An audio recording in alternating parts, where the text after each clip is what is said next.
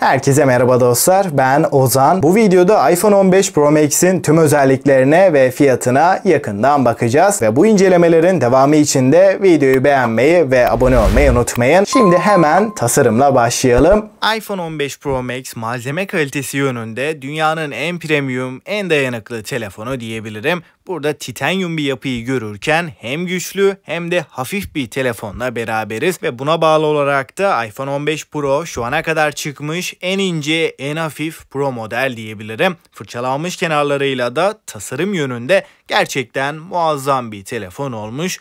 Action butonunun gelmesiyle de sessiz alma tuşu kalkmış durumda. İstediğimiz kısa yolu bu Action butonuna atayarak rahatlıkla özelleştirebiliyoruz. Gerçekten kullanım kolaylığını artıran detaylardan. Ekran tarafında da 6.7 inç ProMotion 120 Hz OLED bir ekranla gelirken zaten ekranla ilgili söylenebilecek herhangi bir söz yok. Gerek tepkisellik gerekse deneyim açısından tam bir amiral gemisi olduğunu net bir şekilde hissettiriyor. Yonga seti kısmında da dünyanın en güçlü işlemcisiyle beraberiz. A17 Pro çipini burada görürken aynı zamanda dünyanın ilk 3 nanometre işlemcisini görüyoruz. Açıkçası performans anlamında Android tarafında şu an için herhangi bir rakibi yok. Neural Engine yapay zeka sistemi de A16 Bionic'e göre 2 kat hızlanmış durumda. Bu telefonla yapabileceğimiz şeylerin neredeyse sınırı yok diyebilirim. Ray Tracing desteğiyle de oyun tarafında da çok daha iyi bir seviyede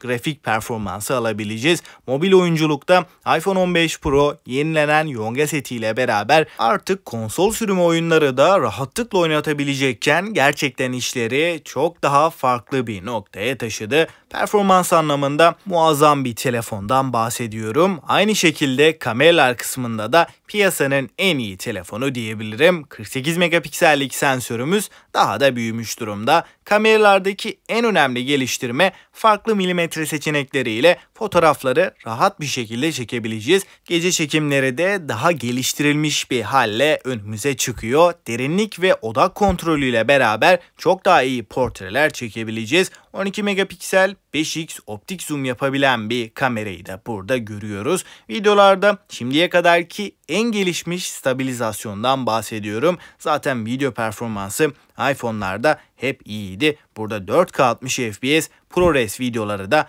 15 Pro Max'e getirdiler. Baktığımız zaman kamera anlamında da dolu dolu bir telefondan bahsediyorum. 11 yıldan sonra artık Lightning portu tarih olmuş oldu. USB 3.0 destekli Type-C şarj girişini görebiliyoruz ve bu sayede veri aktarımı 20 kata kadar hızlanmış durumda. Batarya kısmında herhangi bir geliştirme yok ancak verimlilik arttığından batarya performansı bir kademe daha iyileşmiş durumda. Şimdi fiyatlara gelirsek iPhone 15 Pro Max'te global tarafta herhangi bir fiyat artışı yok. Ancak ülkemizde 256 GB'lık baz depolamayla 76.000 TL'den başlıyor ve bana sorarsanız da 256 GB'dan başlaması gerçekten önemli bir artı. Peki siz ne düşünüyorsunuz? iPhone 15 Pro Max gerçekten alınır mı? Görüşlerinizi mutlaka bekliyorum ve bana destek vermek bu incelemelerin devamı için de videoyu beğenmeyi ve abone olmayı unutmayın. Bir sonraki videoya kadar kendinize çok iyi bakın.